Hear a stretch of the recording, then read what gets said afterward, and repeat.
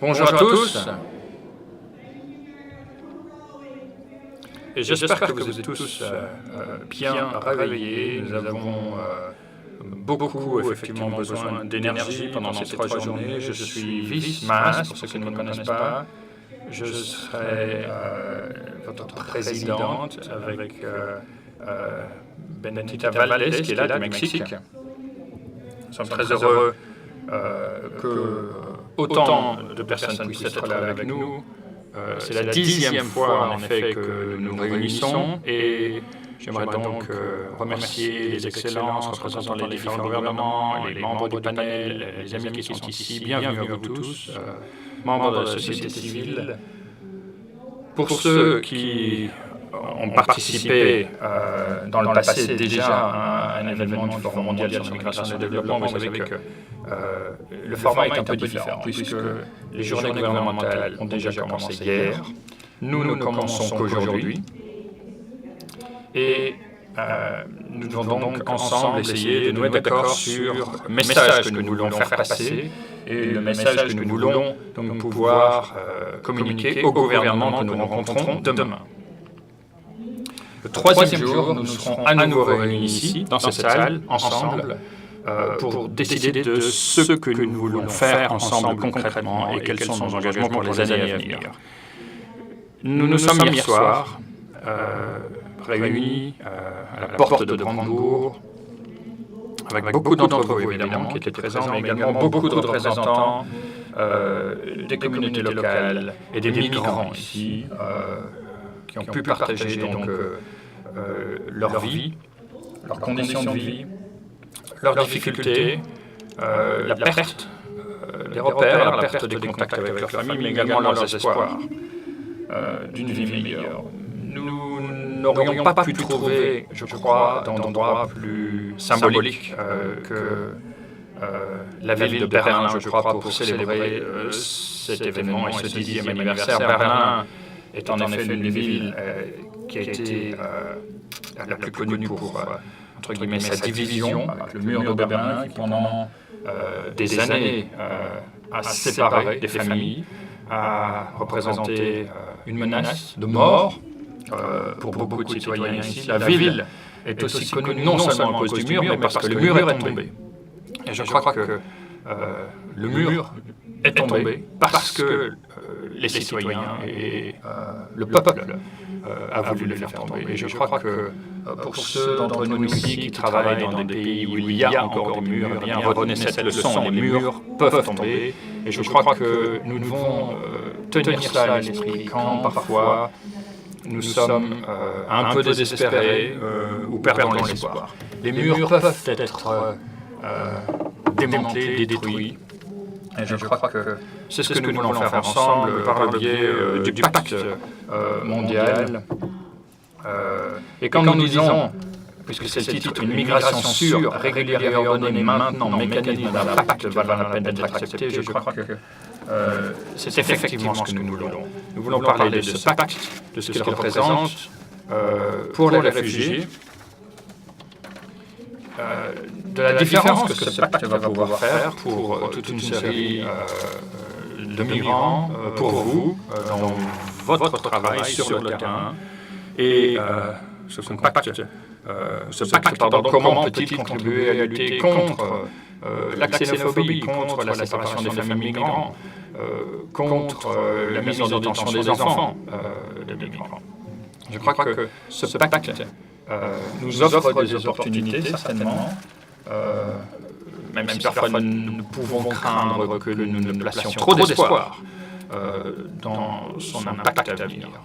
Mais je crois que ce qui est important, et le titre le dit très bien, il nous faut ce pacte maintenant pour assurer donc, une migration sûre, régulière et ordonnée. Beaucoup de membres de la société civile l'an dernier à New York ont adopté un document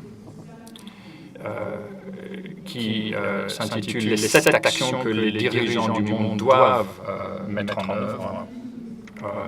C'est un document que vous avez trouvé dans le paquet de documents qui vous a été remis. Je crois que lorsque nous réfléchissons à ce que peut être ce pacte, eh bien, nous devons nous inspirer de cela et réfléchir très concrètement à ce que nous pouvons faire avec les gouvernements dans les jours à venir et dans les mois à venir pour avoir donc réellement cet outil à notre disposition maintenant. Donc nous sommes réunis ici dans cette salle. Qui sommes-nous? Nous avons ici, je crois, le nombre le plus élevé de représentants d'organisations de la société civile.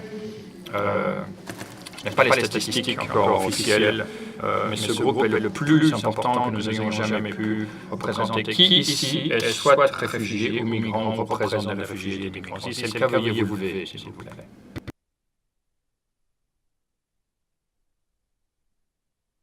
Restez debout, s'il vous plaît. J'aimerais maintenant demander à tous ceux qui sont dans la diaspora ou dont les parents ont été migrants ou réfugiés de se lever, s'il vous plaît. Tous ceux qui ont des amis ou des proches qui sont migrants quelque part dans le monde, levez-vous, s'il vous plaît.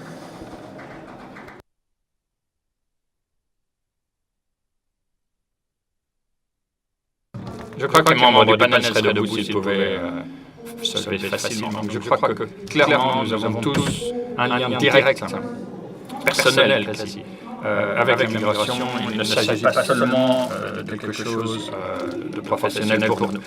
Regardons maintenant la diversité régionale. Qui ici est de Berlin?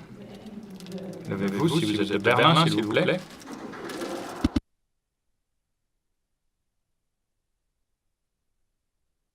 D'autres Allemands, d'autres villes allemandes. L'Europe maintenant. Les délégués européens, s'il vous plaît, levez-vous.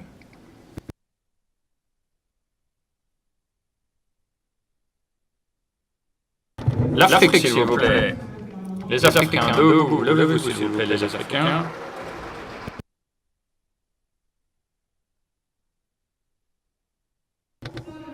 L'Amérique du Sud et l'Amérique centrale, s'il vous plaît.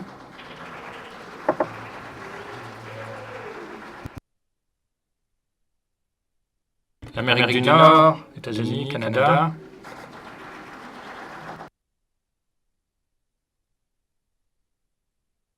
L'Asie, s'il vous plaît.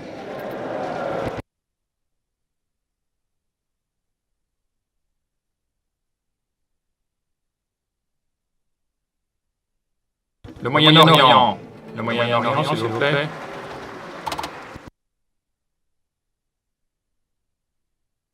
Excellent. J'ai une dernière question à vous poser, avant que nous n'entrions dans le cœur du sujet. L'Australie, pardon, j'ai oublié l'Australie. La région du Pacifique.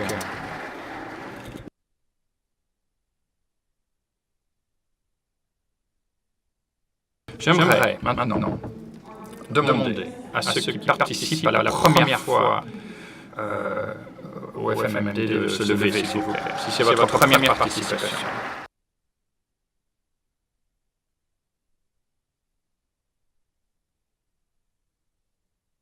Merci beaucoup d'être là. J'espère que c'est la première fois pour vous, mais pas la dernière, et que vous reviendrez à l'avenir. Et merci à tous les vétérans qui sont là depuis plusieurs années. Je vais rapidement faire une dernière remarque avant de donner la parole aux membres du panel. Quand on m'a demandé d'être votre présidente, entre guillemets, j'ai réfléchi donc à mon histoire avec le FMMD, qui a commencé en 2011, et je me suis posé la question suivante. Qu'ai-je appris toutes ces années? Et je me suis rendu compte que j'ai d'abord appris beaucoup de nouveaux mots, un vocabulaire nouveau, parce que les mots sont puissants, les mots changent la donne. Et nous avons d'abord compris le concept d'Ubuntu en 2011. Je suis ce que je suis parce que nous sommes ce que nous sommes. Ensuite, nous avons appris le concept de Tumonanke, qui est la perte rapide des repères sociaux. C'est ce que les migrants vivent au quotidien. Comment gérer et faire face à cette situation.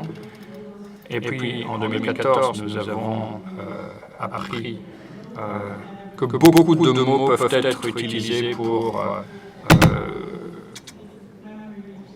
entre guillemets, représenter ou exprimer le concept d'illégal. Personne, évidemment, ne peut être illégal. Et il y a deux mots maintenant que j'aimerais mentionner ici, deux termes qui me semblent particulièrement importants ici à Berlin. Un mot qui existe d'abord en allemand et en néerlandais, Tatendrang, qui signifie le sentiment de devoir agir avec urgence, la pression pour l'action. Et je crois que c'est quelque chose qu'il faut que nous ressentions, cette volonté d'agir urgemment. L'autre mot, que j'ai entendu seulement pour la première fois la semaine dernière, j'étais en Ouganda avec des déplacés, j'ai rencontré un groupe de jeunes déplacés congolais qui m'ont expliqué le mot Tumaini, qui est un mot swahili qui signifie espoir. Ces jeunes Congolais qui étaient à Kampala, dans l'Ouganda, n'avaient rien, mais beaucoup d'énergie et une vraie volonté de s'organiser. Ils ont donc créé un petit groupe, ils ont commencé à donner des cours de langue à leurs collègues congolais, avec l'ICT, qui est un programme d'autonomisation. Ils ont commencé ensuite à travailler avec des Ougandais, qui eux aussi parfois sont dans des situations différentes. Et ce mot, donc, Toumani, a été justement un mot-clé pour eux et pour moi. Donc, j'espère que l'on va ressentir à la fois dans ce Tatendrang et le Toumani. Et c'est ce que j'ai aussi d'ailleurs partagé avec les gouvernements hier. Nous avons été invités à prononcer quelques mots.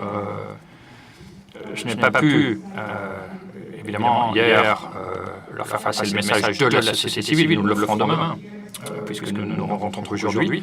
Mais nous allons donc essayer, je crois, aujourd'hui, de produire un contenu dense, intéressant, et que nous pourrons donc communiquer cela au gouvernement. Ma co-présidente, Bérénice Valdez du Mexique, a travaillé beaucoup sur les femmes, la question des femmes et des femmes migrantes, puisqu'elle vient justement de l'Institut pour les femmes en migration. Je lui donne la parole.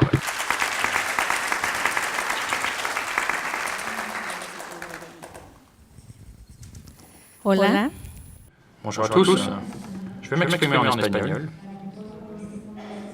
Et je vous laisse quelques secondes pour donc, pouvoir utiliser.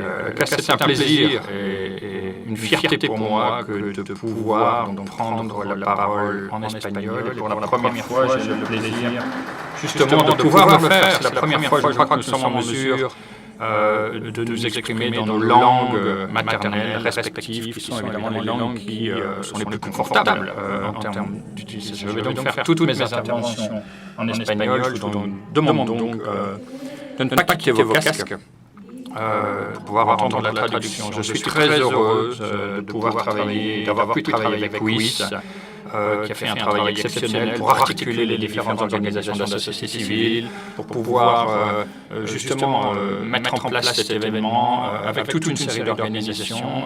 Oui, c'est quelqu'un qui a énormément d'expérience. Elle a été pour moi une source d'inspiration. Et j'ai beaucoup appris à son contact, et à ses côtés. Et j'aimerais, quand on parle de la société civile, insister sur le fait que cette journée d'aujourd'hui est notre journée. Faisons de cette journée réellement une journée qui nous appartient. Et soyons conscients du fait que beaucoup d'efforts ont été réalisés pour que nous puissions être ici, au niveau du comité d'organisation, au niveau de toute une série de bailleurs, de gouvernements, le gouvernement allemand, évidemment, qui contribue à cet événement. Beaucoup d'efforts ont été faits en amont également par toute une série de collègues qui ont décidé de quitter les populations avec lesquelles ils travaillent pour être ici avec nous. Et donc je crois que nous devons comprendre qu'être ici, c'est un événement exceptionnel pour nous, et pouvoir réunir une population aussi diverse et variée que celle qui est dans la salle est absolument fondamentale, je crois, et aura, je l'espère, un impact sur les politiques à venir, sur toutes ces politiques qui nous empêchent de nous déplacer librement, qui empêchent la portabilité des droits, qui limitent également le caractère démocratique de nos sociétés. Je crois que nous devons réellement comprendre que nous sommes face à un pacte qui potentiellement peut nous aider à réellement faire évoluer les choses. Cet espace d'aujourd'hui est notre espace, et cet espace, nous devons l'utiliser, nous, représentants de différentes organisations, de jeunes, de femmes. Nous travaillons depuis pas mal de temps sur un programme que nous allons essayer évidemment de respecter, mais sentons-nous libres et sentez-vous libres, s'il vous plaît, éventuellement de demander toute modification de ce programme. Si certaines choses doivent être dites, et si ces choses peuvent nous permettre d'être plus forts et d'articuler mieux et davantage notre message, je crois qu'il faut avoir le courage de faire cela et d'éventuellement sortir un peu des clous du programme pour avoir un meilleur impact. Hier, nous avons pu effectivement, comme l'a dit Wiss, discuter et parler avec toute une série de partenaires à la porte de Brandebourg. Nous avons pu donc parler avec les migrants. La migration, c'est plus que, entre guillemets, la situation d'un migrant. C'est tout un ensemble d'aspects au niveau personnel, au niveau familial. Ce sont des choix que font certaines personnes de quitter leur pays. La migration, c'est aussi quelque chose qui impacte fortement les populations d'accueil, le gouvernement d'accueil. Et la migration fait partie de la nature. Et nous devons donc ici nous demander ce que nous pouvons faire évoluer au niveau des politiques publiques, au niveau des cadres législatifs, et nous devons nous demander comment articuler nos actions pour que la migration soit plus facile, pour que nous ne soyons plus confrontés aux pertes humaines que la migration entraîne un peu partout dans le monde.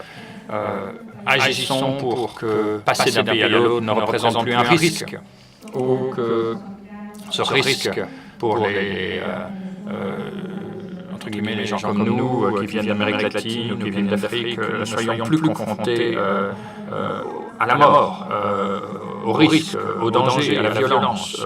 Pensons aux femmes également, qui souvent sont les premières victimes des conditions d'exclusion et de la violence qui impliquent également le fait de migrer. Donc soyons forts, réunissons nos forces. Il y a des gens ici dans cette salle qui, au quotidien, font des choses qui changent la vie des gens. Il y a ici beaucoup d'expérience, beaucoup de force, beaucoup de connaissances, et je crois qu'il faut pouvoir puiser dans cette richesse pour réellement faire évoluer les choses. Je suis très heureux également que notre panel soit principalement féminin. Ce qui est excellent, cela montre que les femmes ont du pouvoir, et les femmes justement doivent être davantage visibles, non seulement entre guillemets dans le travail local avec les populations de réfugiés, mais aussi sur des scènes comme celle-ci. Et je vous invite vraiment à n'avoir aucune crainte. Exprimez-vous, dites ce que vous avez sur le cœur avec toute la force et toute l'énergie que vous pouvez posséder. Merci beaucoup. Bueno, ahora Je vais maintenant vous présenter les membres du panel avec Beate Gresky, j'espère avoir prononcé votre nom correctement, coprésidente, commissaire pour les réfugiés et la migration, ministère fédéral allemand des Affaires étrangères. Bienvenue, madame.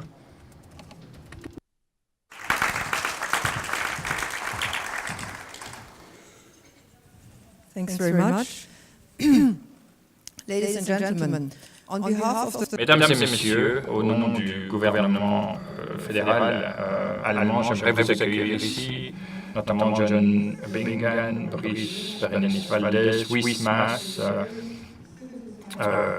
et l'ensemble des organisateurs de cet événement, ici, dans cette ville multiculturelle qu'est Berlin. Les journées de la société civile, y compris l'espace commun, vont être l'occasion de mettre en place un dialogue constructif avec les gouvernements, mais aussi l'ensemble des organisations de la société civile, et j'espère que cela donnera évidemment un message important qui aura un impact sur le FMMD. Le nombre de personnes qui vivent aujourd'hui dans un pays différent de celui dans lequel ils sont nés ne cesse d'augmenter et représente 3 fois la population de l'Allemagne totale, plus de 7 fois la population de notre pays coprésident, le Maroc. Ce chiffre est donc absolument évident. La migration est un sujet qui est au cœur du fonctionnement de la communauté internationale aujourd'hui. Et nous devons utiliser l'opportunité qui nous est offerte ici de pouvoir justement en parler et réfléchir à cet aspect. J'aimerais notamment mentionner ici 2 aspects qui me paraissent particulièrement importants. Un, le développement et la contribution que le FMMD peut apporter au débat mondial, à la discussion mondiale, et ensuite les aspects positifs d'une migration sûre, régulière et ordonnée, notamment des travailleurs qui sont souvent un peu oubliés, entre guillemets, dans la situation politique un peu chaude que nous connaissons actuellement. Ces dernières années, des développements importants ont eu lieu au niveau de l'ordre du jour politique sur la question de la migration. J'aimerais vous rappeler notamment l'agenda pour le développement durable 2030, qui a maintenant été adopté par toute une série de pays et qui appelle à une migration sûre, régulière, ordonnée et responsable, et à une vraie mobilité des personnes.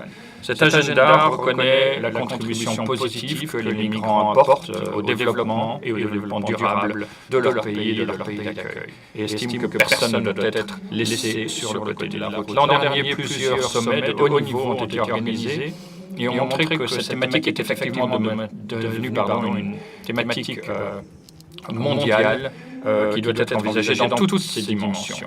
En septembre dernier, l'Assemblée générale de l'ONU a adopté la déclaration de New York sur les réfugiés et les migrants, en appelant à un pacte sur la migration et un pacte également sur les réfugiés à l'horizon 2018, devant être adoptés donc sur base, dans le cadre de cet agenda 2030. Cette déclaration de New York mandate de manière spécifique le FMMD en lui demandant de travailler donc à la mise en place, entre guillemets, de ce pacte sur la migration sûre, régulière et ordonnée, avec contribution évidemment des organisations de la société civile ici réunies. Je crois que les journées d'aujourd'hui vont évidemment arriver au moment idoine pour réellement apporter une vraie dimension et un vrai contenu à la réflexion. Et je crois que nous sommes ici également pour réfléchir des aspects comme le contrat social qu'implique la migration, l'importance d'une migration sûre, régulière et ordonnée, le fait que ce type de migration soit bon à la fois pour les pays de départ et les pays d'accueil. Le FMMD est un pool de connaissances extrêmement important et un espace au sein duquel nous pouvons réellement trouver énormément d'interaction utile et de coopération utile avec la société civile.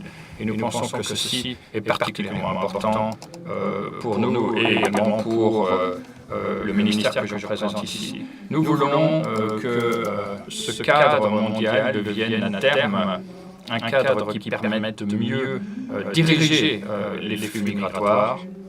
Et je crois que nous devons disposer d'un outil comme celui-là au niveau mondial, où l'on est confronté, c'est vrai, à des situations de migration souvent hétérogènes, déséquilibrées parfois, avec nécessité pour nous de garantir le respect des droits des citoyens et de tous les groupes qui composent donc les populations migrantes. Nous devons arriver donc à mettre en place des solutions qui soient à la fois bonnes et pratiques. La société civile, c'est-à-dire vous,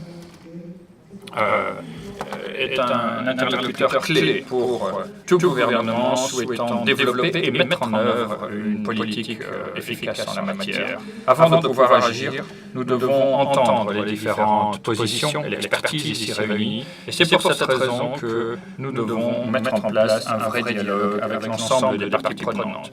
Les visions et les opinions peuvent différer sur certains sujets, ce qui est normal. Il est malgré tout important de prendre le temps d'entendre le message que chacun ici peut avoir pour nous.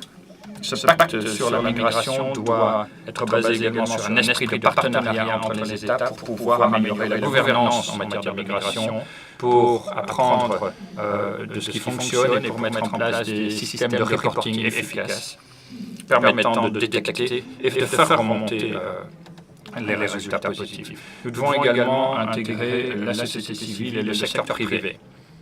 Et je dirais qu'en tant que pays coprésident du FMMD, nous voulons insister sur un système qui permette d'arriver à des recommandations importantes et clés en matière de révision interne de toutes ces règles. De plus en plus de citoyens quittent leur pays et les causes des migrations sont souvent complexes et nombreuses. L'instabilité politique en est une, la situation en matière de droits de l'homme en est une autre, la pauvreté, le manque de perspectives économiques, l'évolution également du climat mondial donne lieu à des flux parfois dangereux et irréguliers en matière de migration. Nous le voyons tous les jours malheureusement dans la Méditerranée où des migrants venus de Libye notamment meurent en essayant d'arriver en Italie.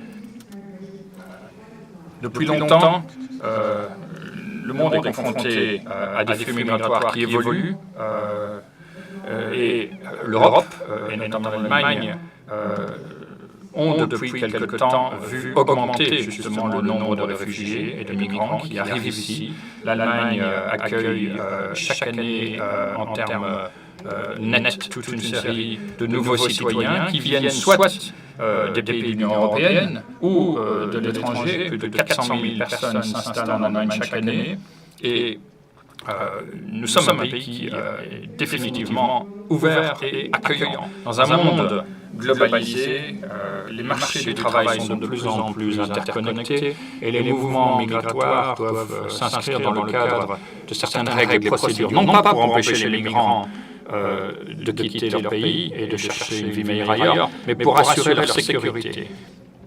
Les migrants irréguliers sont presque toujours des migrants exploités et il est donc important de mettre en place une migration sûre, régulière, ordonnée et des pays comme l'Allemagne, mais d'autres également, connaissent parfois des déficits importants de travailleurs, notamment de travailleurs qualifiés, et nous allons donc insister sur la nécessité, de reconnaître les diplômes et les certificats obtenus à l'étranger ou, entre guillemets, une expérience acquise sur le terrain.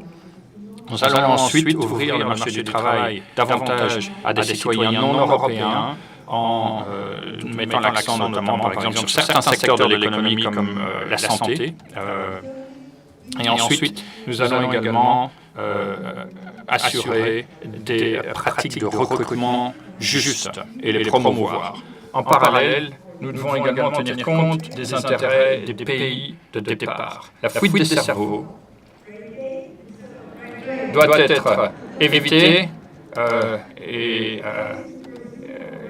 les pays doivent justement, ces pays de départ doivent pouvoir, entre guillemets, puiser dans cette connaissance et ces cerveaux qui sont extrêmement importants. Il faut donc que nous continuions, et l'Allemagne le fera, à soutenir donc, ces pays. Les migrations circulaires sont également extrêmement importantes. Des gens qui quittent leur pays et qui acquièrent certaines compétences peuvent ensuite retourner et partager donc, ces compétences avec leur pays d'origine. Si la migration est mise en place de manière sûre et régulière, elle peut bénéficier à la fois aux migrants, aux pays d'arrivée et aux pays de départ. Si nous parlons de migration, il faut aussi évidemment admettre que les pays doivent avoir le droit de décider qui entre sur leur territoire et reste. Et je crois qu'il est important de respecter toute une série de normes en la matière, y compris de principes clés. Les migrants qui n'ont pas obtenu le statut devront souvent rentrer chez eux, mais cela se fera et devrait se faire sur une base volontaire. Les gens qui rentrent chez eux, de manière volontaire ou pas d'ailleurs, doivent pouvoir bénéficier de conditions bonnes pour leur réintégration. Et c'est pour cette raison qu'un retour des réfugiés bien géré est absolument clé. Et le gouvernement d'ailleurs a fait beaucoup pour promouvoir la réintégration des migrants une fois de retour dans leur pays. Mon collègue, ou ma collègue qui là en parlera mieux que moi tout à l'heure. Ladies and gentlemen, Mesdames et messieurs, en tant que co-président, l'Allemagne est vraiment ravie que là nous allons servir à contribuer directement aux sessions de l'espace commun demain. Travaillons ensemble, serrons-nous les coudes pour que le pacte mondial sur la migration devienne un cadre unique pour mieux piloter les mouvements migratoires, un cadre pour une migration en toute sécurité au niveau mondial, en tenant compte des intérêts hétérogènes de tous les pays d'accueil qui envoient, etc.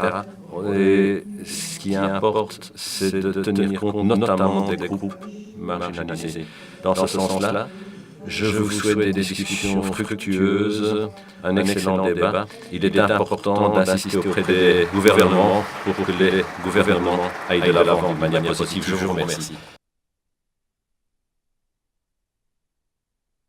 Merci beaucoup pour ces remarques, ambassadrice. Merci au gouvernement allemand également. Merci pour votre coopération. Merci de travailler avec nous.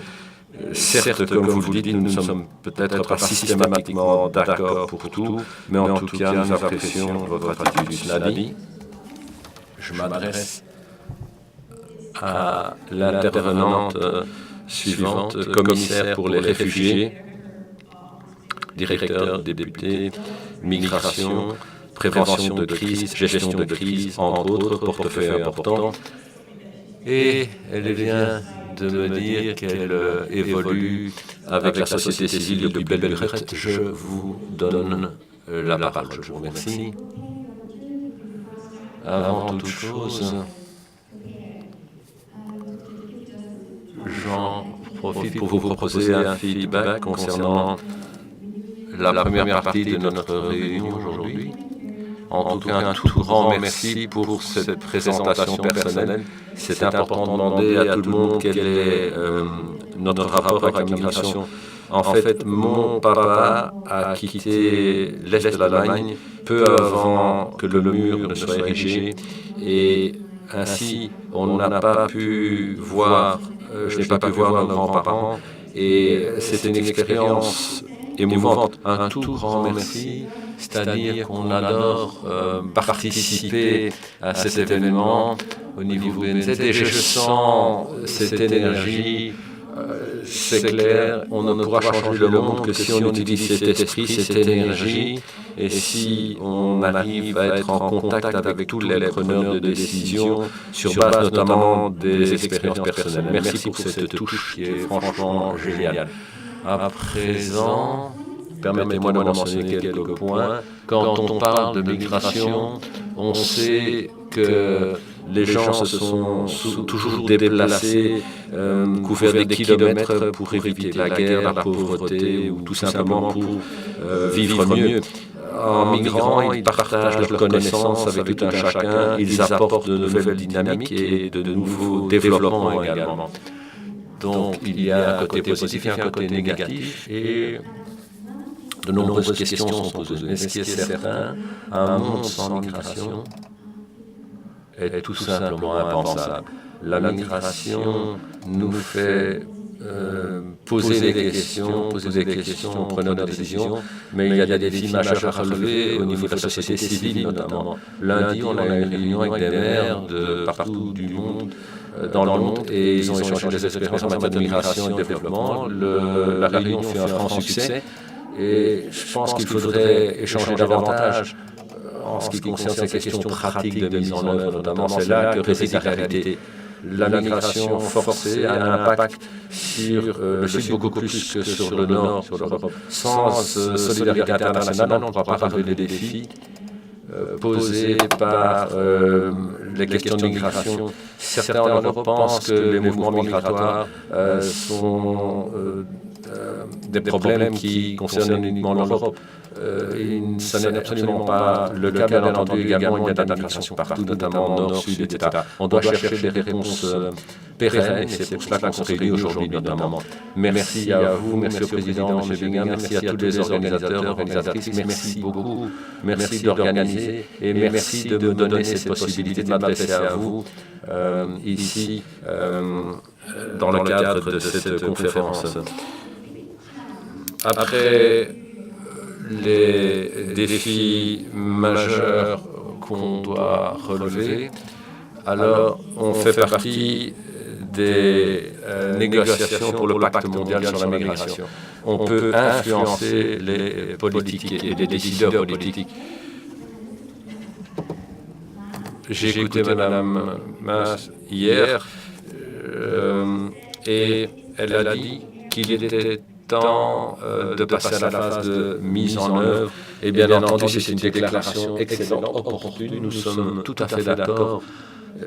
Coopération-développement, la coopération-développement doit jouer un rôle prépondérant dans le cadre de la mise en œuvre. Agissons, ça c'est mon message que je vous adresse à toutes et à tous, et voyons où on pourra se serrer effectivement les coudes. D'après nous, quels sont les défis à relever, requérant justement ce pacte sur la migration? Comme je l'ai dit, les gens continueront à quitter leur pays, différents lieux.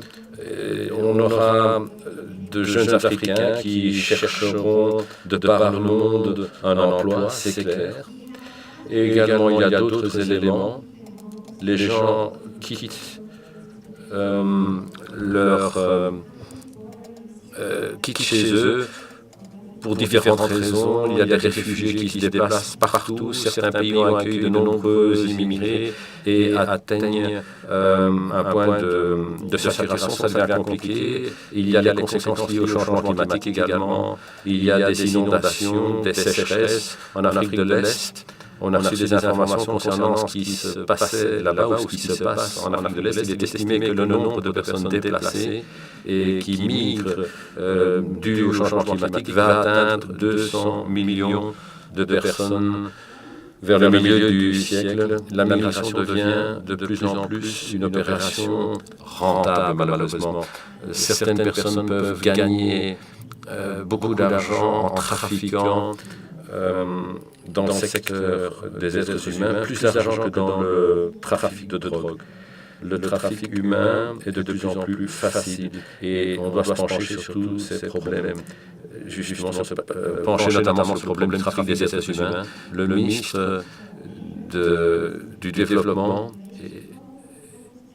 le ministère se penche sur toutes ces questions. Depuis 2013, on a réagi en proposant des solutions pratiques différentes. On a lancé 3 initiatives spéciales avec des financements supplémentaires spécifiquement dirigés vers la migration et les réfugiés, les questions liées aux réfugiés. On a augmenté les financements. On est passé à 3 milliards d'euros en 2016 et on va augmenter ce montant. On va passer à 3,5 milliards en 2017. Avec ces efforts consentis, on a pu faire la différence. Pour vous citer quelques exemples, avant de devenir commissaire, j'étais responsable de la crise en Syrie. Et ce qu'on a fait là-bas, c'est par exemple, on a rendu possible qu'1 million d'enfants syriens en dehors de la Syrie soient à même capables d'aller à l'école, d'être scolarisés dans les pays avoisinants, limitrophes et en Syrie également. également, on a créé 1000 emplois dans la région, donc des emplois au Moyen-Orient, et puis on fera de même, voire plus en 2017. Et également, on a pu faire cela uniquement parce qu'on a opté pour une approche multi-acteurs, multi-parties prenantes. De nombreuses ONG ont appuyé nos projets et on s'est serré les coudes ainsi. Sans la société civile, en d'autres mots, on n'aurait pas pu faire ce qu'on a fait. Ces 3 dernières années, mon ministère a reçu 35% de fonds supplémentaires de la chancellerie. Merci beaucoup pour ça. Le défi à relever par rapport au mouvement migratoire a fait que la coopération au développement est de plus en plus considérée comme étant de plus en plus important en Allemagne, c'est-à-dire qu'on s'en soutient appuyé parce qu'on se rend compte que les gens migrent et on doit chercher les raisons, les solutions, etc. Et ce qui se passe également, et là, merci à la société civile en Allemagne notamment, merci pour les campagnes de sensibilisation, c'est très important. Il s'agit de comprendre les tenants et aboutissants, expliquant les mouvements migratoires et les problèmes pour les réfugiés. Et je souhaite déclarer quelque chose un peu en marge de la question migratoire. La coopération au développement ne peut pas relever tous les défis. Les causes de migration forcée doivent être traitées à la base, ce qui signifie qu'on ne parle pas purement de politique au développement, il faut également être logique au niveau des rapports commerciaux. Si on songe à ce qui se passe en Afrique, c'est vrai qu'on achète des produits africains, du café, etc. Et bien entendu, on doit se pencher sur la question de la dignité du marché de l'emploi, notamment en Afrique. On ne doit pas se pencher uniquement sur les questions de développement, dirais-je. Notre approche stratégique est basée sur l'agenda 2030, donc c'est-à-dire migration surrégulée, ordonnée. Également, on doit sensibiliser tout un chacun, expliquer que la migration a des aspects positifs. C'est la meilleure stratégie pour réduire la pauvreté d'ailleurs. Et également, il faut que les politiques comprennent tout cela. Et également, permettez-moi de répéter certains chiffres que mon ministre a mentionné hier, parce qu'on souhaite établir des ponts entre ce forum et la société civile, parler effectivement de différentes choses. Ce qui a été dit hier, on a 170 milliards qui sont dépensés dans le secteur militaire et on a 445 effectivement milliards. L'ODA est le montant le plus faible au niveau du financement et dès lors on doit modifier cela, le financement prévu pour tout ce qui est mouvement migratoire, etc., accueil des immigrés. Il faut que l'on souligne tout ce qui est positif autour de l'accueil des immigrés et puis également on devra insister sur les campagnes. Que fait-on en pratique? On soutient nos pays partenaires, on définit, on met en œuvre des politiques migratoires par exemple, on aide les communautés d'accueil pour qu'elles puissent intégrer les immigrants, les réfugiés, et puis on travaille avec nos pays partenaires, par exemple au Maroc. Je vais participer au forum et participer à un panel avec le gouvernement marocain. Et là, l'idée de parler de notre coopération au Maroc a adopté de nouvelles politiques d'asile et d'accueil des immigrés. Tout cela va devoir être mis en œuvre au niveau local. Et notre agence de mise en œuvre travaille à l'arrache-pied au Maroc depuis belle lurette. On n'a pas commencé aujourd'hui. On a commencé déjà voici 5 ans avec ce programme.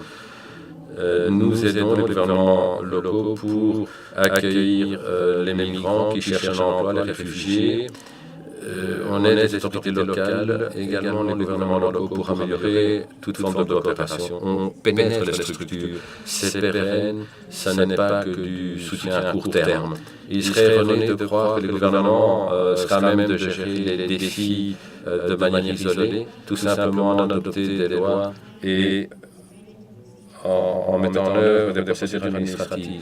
Il faut que la bonne volonté soit au rendez-vous, il faut que les organisations impliquées directement et indirectement, il faut que ces organisations appuient ces mouvements, sinon cela ne portera pas ses fruits, il n'y aura pas de migration fructueuse à la clé. On compte sur vous, on compte sur les populations dans les différents pays où la migration est un problème majeur, il faut se faire entendre, c'est clair. Et également, il faut que les ONG agissent en tant qu'observateurs, observatrices critiques. Au niveau GFMD, au niveau pacte, on doit être entendu haut et fort. La réunion d'aujourd'hui, la conférence, c'est une opportunité à saisir. C'est ce que notre amie mexicaine a dit haut et fort, d'ailleurs, clamé haut et fort. Une fois de plus, permettez-moi d'insister sur notre intérêt. Nous sommes très intéressés par vos contributions dans le cadre de ce sommet. Et là, on parle évidemment du pacte mondial pour la migration. Et merci pour tous les efforts qui seront consentis pour améliorer la migration par le monde. Dans cet état d'esprit et dans l'état d'esprit du Banque d'hier, je vous souhaite des discussions fructueuses et dans le cadre du Forum mondial. Et voilà, agissons ensemble, mettons en œuvre, allons de l'avant. Et en tout cas, merci pour toute votre énergie, merci pour cet esprit extraordinaire. Muchas gracias. Merci beaucoup. Maintenant, on va donner la parole à la bonne bande. J'espère que je n'écorche pas votre nom, président de Venro. Donc merci beaucoup à Venro pour tout son soutien. C'est vraiment extraordinaire le travail que fait Venro. Et voilà, nous connaissons très bien Venro. Merci pour tout ce soutien, effectivement.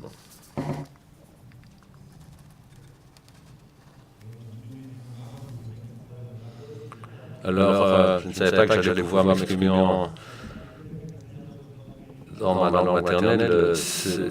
Bon, voilà, mon anglais est un petit peu rouillé, dit monsieur, mais en tout cas, bonjour tout le monde, bonjour dans toutes les langues. Alors, Madame Mas, cher coprésident,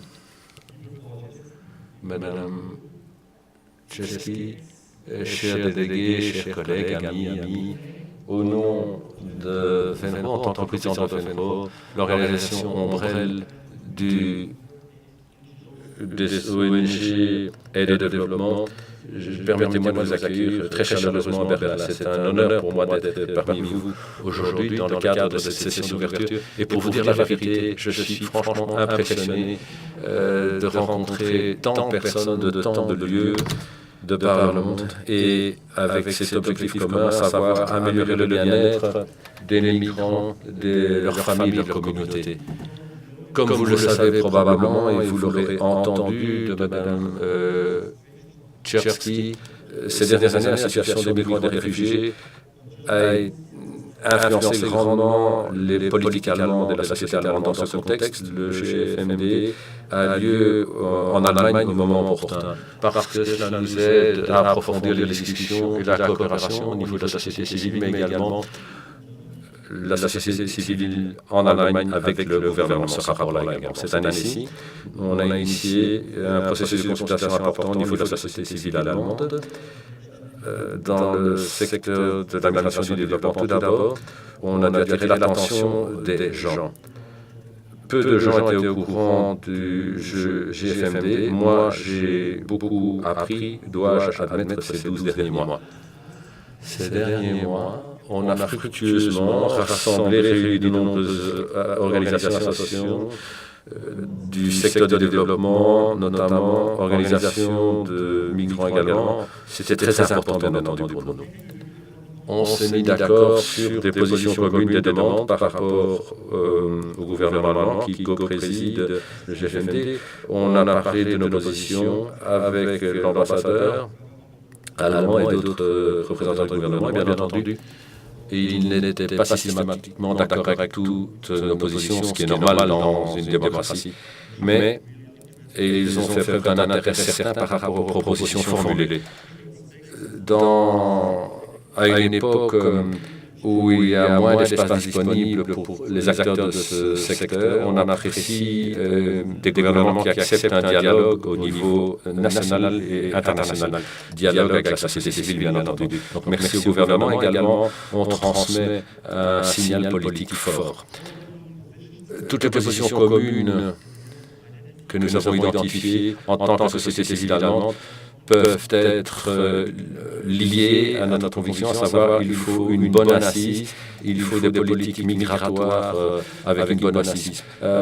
Pareil, les politiques doivent se concentrer sur les gens, quelle que soit leur origine et leur statut. Pour nous, le pacte mondial est une opportunité énorme à saisir pour proposer des politiques plus contraignantes au niveau mondial notamment. Avaliser ce caractère contraignant est une des clés du succès. Dans ce sens-là, il faut des objectifs et des indicateurs clés et les inclure dans le pacte mondial. Et bien entendu, il faut passer en revue régulièrement la mise en œuvre. C'est très important, le suivi de la mise en œuvre. D'après nous, le pacte doit tenir compte des critères suivants. Il doit être orienté vers l'agenda 2030.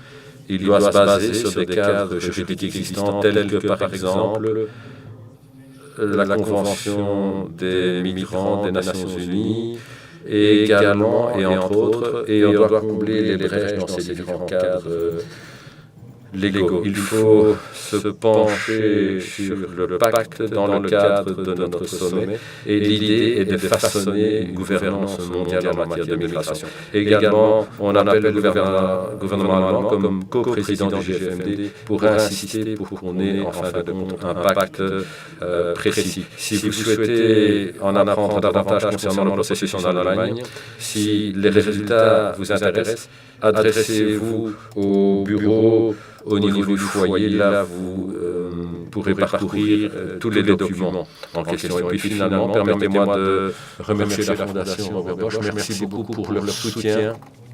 Ils ont accompagné effectivement notre processus GFMD. Merci beaucoup. Et merci à vous toutes et vous tous. Merci pour votre engagement, votre travail d'arrache-pied effectué jusqu'à présent. Et merci pour ce que vous allez faire pour nous à l'avenir. Le fait de travailler ensemble, échanger des idées entre sociétés civiles dans le secteur de la migration et du développement nous a rapprochés, très clairement. Je suis certain qu'on pourra poursuivre notre relation à l'avenir. En ce qui concerne les journées à venir, journées de société civile, j'espère qu'on constatera une dynamique semblable. Tirons profit au maximum des journées à venir. Il s'agit de faire ce qu'il y a lieu de faire pour améliorer la situation des migrants et la situation des familles des migrants. Je nous souhaite à toutes et à tous un franc succès dans les jours à venir et merci beaucoup pour votre attention. Thank you very much, Ben, and thank you very much, Venro, and the whole team. Merci beaucoup à vous, merci à Venro, merci à toutes ces équipes. Having been with us in this organizing of the GFMD, I think it's been a mutual learning process. C'est un processus d'apprentissage mutuel. Merci à vous. Je sais que vous allez devoir nous quitter bientôt. Vous allez devoir participer à une réunion au niveau du gouvernement. Si vous nous quittez, ce n'est pas parce que vous avez envie de nous quitter, mais vous avez d'autres chats à fouetter. Alors, l'intervenant suivant, vous la connaissez, Sophie Van Haase. Avant de vous donner la parole, Sophie, souvenez-vous, voici 7 mois à peine, on a eu notre réunion GFMD à Dakar. C'était assez extraordinaire. Et notre FMMD, le programme est génial. Toutes les sessions, les ateliers, groupes de travail, des tea tables, comme on les appelle, c'est un programme franchement fort, ambitieux. Merci à l'équipe. Et entre-temps, vous avez accouché, Sophie. Donc, c'est vraiment une femme qui n'arrête jamais. Sophie, un tout grand merci. Et je vous donne à présent la parole. Wow, merci beaucoup. de me présenter ainsi. Chers collègues, chers amis, merci beaucoup. Merci d'être présent, de répondre présent ici à Berlin. Imaginez, nous sommes ravis d'enfin vous rencontrer, voir tant de visages. On a eu énormément d'échanges ces derniers mois. Le forum était génial à Dakar. Ici, c'est génial de tous se retrouver ici à Berlin. Bienvenue à Berlin.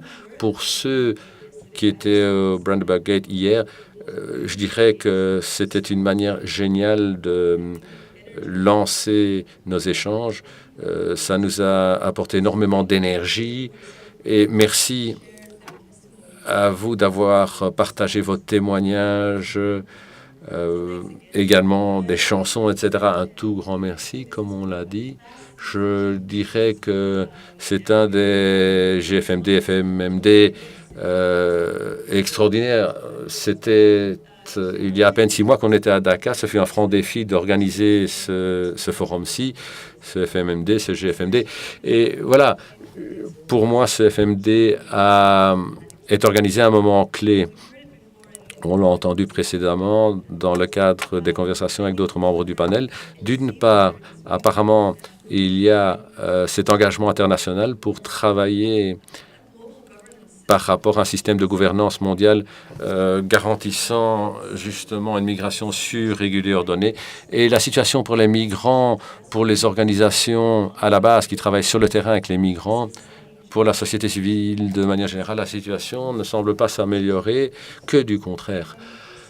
Et ainsi, je dirais qu'on a notre jargon, nos conventions, forums, déclarations, agenda.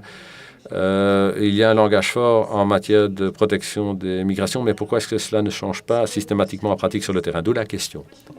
La question où l'on cherche une réponse. Comment est-ce qu'on peut utiliser ce pacte mondial pour s'assurer qu'il y aura des changements mesurables pour les migrants et pour les personnes qui travaillent au niveau national et sur le terrain? Et en même temps, il y a un défi spécifique à relever, à savoir le processus est extrêmement rapide et complet. Dès lors, nous, en tant que société civile, comment va-t-on pouvoir atteindre nos objectifs et asseoir nos stratégies dans ce cadre-ci? Voilà, dirais-je, le contexte qui explique pourquoi on a mis sur pied pareil programme. Permettez-moi de vous montrer ce transparent qui est d'ailleurs dans votre dossier. Qu'entend-on par mécanisme? C'est la question. On se concentre énormément sur les mécanismes parce que on souhaite justement relever ces différents défis. L'idée est de considérer les droits, les engagements, mais également il faut voir comment on peut rendre ces engagements réels, pratiques. Qu'en est-il en matière d'exemple? Il faut disposer d'outils pragmatiques et comment peut-on s'adresser au gouvernement avec ces boîtes à outils. Ainsi, et avant de parcourir le programme, avant que je vous explique le FMMD, permettez-moi d'accueillir ceux qui participent à des groupes de travail, des ateliers, alors qu'on est en live. Katmandou, Budapest, Dakar. Là, il y a des ateliers, des groupes de travail. Et là, vous êtes en train de suivre nos conversations en plénière via notre streaming. C'est grâce à TDH, Terre des Hommes, que ces réunions ont lieu en parallèle. Vincent Pierre est là parmi nous. Il va parcourir les différents points. Deuxième jour, il sera en charge là également. Il nous proposera de l'information en retour, du feedback également, et fournira des informations aux membres du panel pour pouvoir alimenter nos discussions. Merci de nous aider en la matière. Ça pourrait être génial d'accroître ainsi la participation de la société civile de par le monde, parce qu'après tout, d'énormes efforts sont consentis pour pouvoir participer. Dès lors, on espère pouvoir constater pareil mouvement et évolution à l'avenir. Également, je constate qu'il y a de nombreux nouvelles, etc. Merci d'être parmi nous. C'est notre 10e édition, comme on l'a dit, et on le répète. Salut Laura. C'est la 10e édition. Le FMMD est un processus non contraignant, processus gouvernemental où les gouvernements se réunissent pour partager des expériences des niveaux régionaux, nationaux, et on espère pouvoir que les gouvernements pourront s'engager également. Et également, la société civile organise 2 jours liés à ce sommet. Et également, il y a le bureau de coordination. On le fait en coopération étroite avec un groupe extraordinaire d'organisateurs de la société civile, le comité de pilotage. Donc, ensemble, on détermine le programme et du FMMD. Merci à vous toutes, merci à vous tous, merci au comité de pilotage. Je souhaitais vous relater certains chiffres, mais on a déjà mentionné certains chiffres. Et effectivement, on constate que le groupe est fort diversifié. Permettez-moi d'insister sur le fait qu'on a un nombre record de gens qui participent. Maintenant, c'est le premier jour. On attend encore davantage de monde par la suite. Et voilà, vous venez de plus de 60 pays de par le monde, ce qui est extraordinaire. Voilà, j'en reviens à la structure.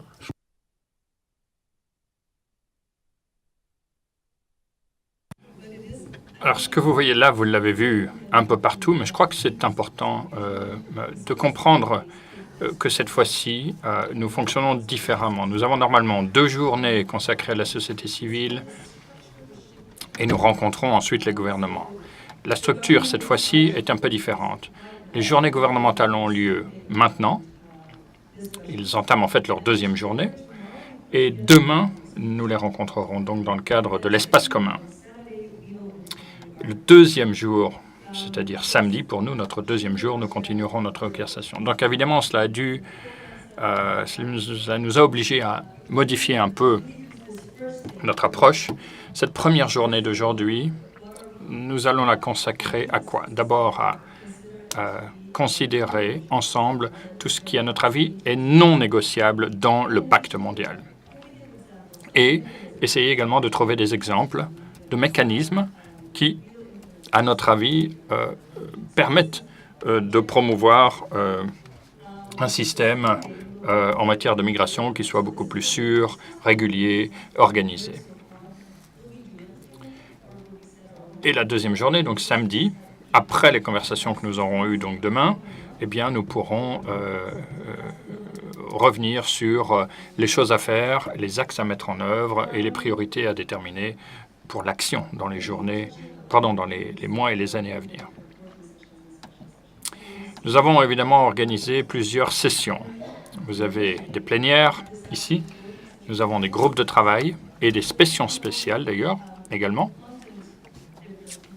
avec une différence de contenu entre les groupes de travail et les sessions spéciales, qui sont un peu plus courtes. Je sais qu'il y a un peu de confusion dans la salle, mais sachez que l'objectif pour nous, c'est d'avoir les mêmes réponses dans les sessions de travail et les sessions spéciales, mais les sessions spéciales sont un peu plus courtes. Les thématiques, évidemment, elles portent toutes sur les différents sujets classiques, et vous les avez dans dans votre programme. Et la grande question pour nous, c'est que faire au terme des 5 années. Si vous avez trouvé ce rapport, qui est donc le rapport mouvement, Hélène McGregor de l'Université de Maastricht donc a produit avec d'autres cette 2e édition qui a pour objectif donc de mesurer les progrès qui ont été faits et l'impact de la société civile sur les droits des migrants. Vous trouverez ce texte d'ailleurs, ce document, sur les tables à l'extérieur.